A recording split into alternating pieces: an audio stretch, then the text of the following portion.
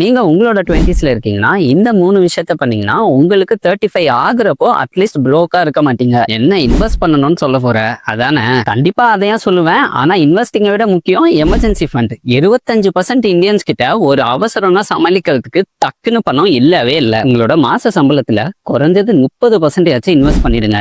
இந்த பழக்கத்தை உங்களோட ஃபர்ஸ்ட் ஜாப்ல இருந்தே நீங்க கல்டிவேட் பண்ணிட்டீங்கன்னா உங்களுக்கு லாங் ரன்ல வெல்த் பில்ட் பண்றதுக்கு ரொம்பவுமே ஹெல்ப்ஃபுல்லா இருக்கும். என்ன ஆகும்? ஜென்சிஸ்ல already 55% pay check to pay check தான் வாழ்ந்துட்டு இருக்காங்க. நீயும் அவங்கள மாதிரி ஆயிடுவ. 20ஸ்ல இருக்கவங்களுக்கு அப்படியே புக் ரெக்கமெண்டேஷனும் எதனா கொடுத்தா ரொம்ப நல்லா இருக்கும். டாக்டர் நிக்ஜேயோட டிஃபைனிங் டிகேட். உங்களோட 20ஸ்ல நீங்க ப்ரோஆக்டிவ் சாய்ஸஸ் எடுக்க இந்த புக் ரொம்பவுமே ஹெல்ப் பண்ணும். அதை வச்சு உங்க லைஃபோட நெக்ஸ்ட் 40 இயர்ஸ் ஷேப் பண்றதுக்கு ரொம்பவுமே யூஸ்ஃபுல்லா இருக்கும்.